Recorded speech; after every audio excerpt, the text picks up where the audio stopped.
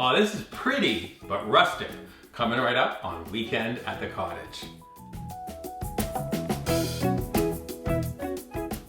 Welcome to Weekend at the Cottage. I'm Nick Manojlovic. I love today. I had a chat with a dear friend, Joanna Rooney from A Pretty Life in the Suburbs. Joanna and I were chatting about a recipe exchange, and she said, you know what, Nick, I'd love you to do? I'd love you to take a stab at my strawberry rhubarb pie, but I want you to make it for cottage country. Do a rustic version, turn it into a galette. I was like, sign me up, I'm down for that. Today, I'm going to show you how to make Joanna Rooney's strawberry rhubarb galette. It is so fantastic. We're going to talk about crust, we're going to talk about the two principal ingredients, I'll talk about the filling, and then we're going to pull the whole thing together. Let's start with a discussion about the crust.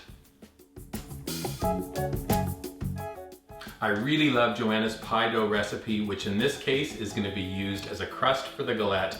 It uses readily available ingredients, it's easy to make, and it's extra flaky. To begin, I'm taking a medium-sized bowl, 2 cups of unbleached all-purpose flour.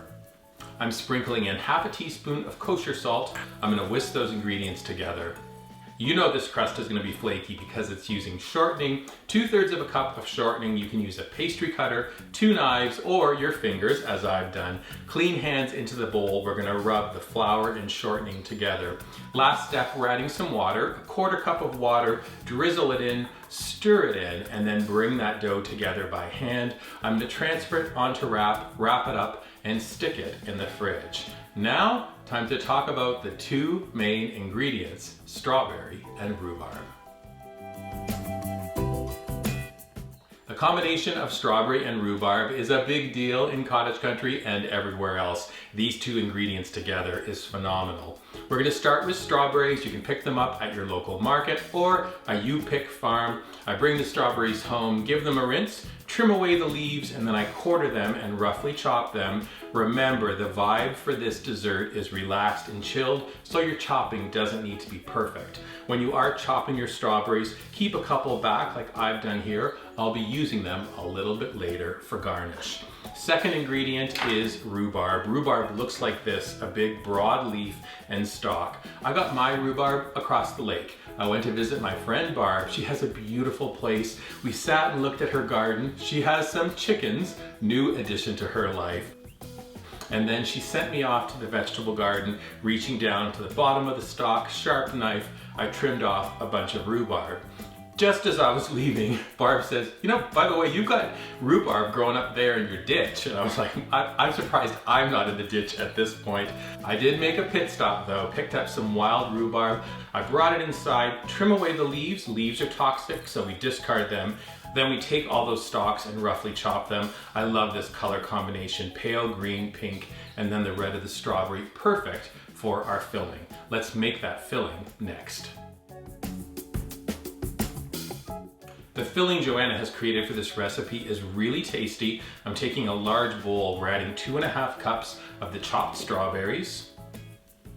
We're gonna add 2.5 cups of chopped rhubarb.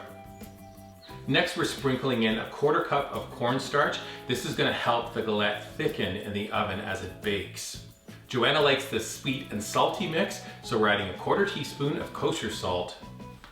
The rhubarb is very tangy, so we're countering that with 1 cup of granulated sugar. Last ingredient, my contribution to the recipe. I love brightening the flavor of strawberry and rhubarb with lemon, so I'm adding the juice from half a lemon, 2 spoons. We're going to stir the filling together. It needs to sit for 15 minutes. I'll stir it every 5. The last 2 things we need to do, we're going to turn our oven on to 425 degrees. Rack is in the middle position. Now a decision on how we're going to bake the galette. Traditionally, a galette is baked on a piece of parchment, so I rip off a square of parchment, and then you can decide if you want to bake it on a traditional baking sheet. I used a pizza stone today. I love the shape of this, and this works really well for this recipe. Because I'm using that stone, I placed the parchment down on the work surface, placed the stone on top, I drew the circle, and then I'm cutting in about 1/4 of an inch. It's an extra little step, but I'm just thinking this look will be great when we go to transfer the galette into the oven. Now it's time to make that galette, coming up next. When you go to do this step at home, just remember this is the opposite of a pie. It's not fiddly with trellis and crimping. Instead, it's chilled and relaxed. I'm going to start by dusting our work surface with a little bit of flour. I take the dough out of the fridge, I kind of hold it in my hands for a few moments just to take the chill off. I'm flouring my pin and then we're rolling that dough out to a circular shape. Notice those edges. Shaggy is perfect. Now we roll the dough up onto your pin, place out the parchment, unroll the dough, and we continue. We're now going to head to our filling, give it a quick stir, and then we're transferring the filling onto the center of the dough. You want to leave about 1 inch all the way around exposed, but that center part is filled with your filling. Now we're going to go to the edge of the dough, you're going to pull it towards the center, fold it a little crimp, next little tiny piece, and you just gradually go around folding that dough up. And again, look at this great rustic look. We have 2 tablespoons of butter. I'm gonna kind of hack off little shards on top of that filling. Last thing, give this dessert some sparkle. I'm cracking an egg in a bowl, adding a tablespoon of water, whisking those ingredients together, and then I'm brushing the pastry with this egg wash. If you have some sparkly sugar, I'm just gonna sprinkle some glittery sugar all the way around the edge of the galette. We're now ready to carefully lift the parchment up, transferring our galette onto a baking sheet or onto a stone as I'm doing today. It fits perfectly. We're gonna transfer our galette into the oven, immediately turn the temperature down to 375. It's gonna bake for 55 minutes to 1 hour. When it comes out of the oven, oh my goodness, the pastry is gorgeously golden. The filling is nice and bubbly. Now you have to wait 20 minutes for the galette to set. Right before you're ready to serve, I'm taking a little strainer, icing sugar, dust, dust, dust, dust, dust, all the way around that pastry. If any of that icing sugar gets in the filling, it kind of dissolves. It's super amazing. We're then gonna take, I use a pizza cutter, and I'm cutting this galette into 8 wedges. Lift the wedges, so gentle, so beautiful, onto a dessert plate.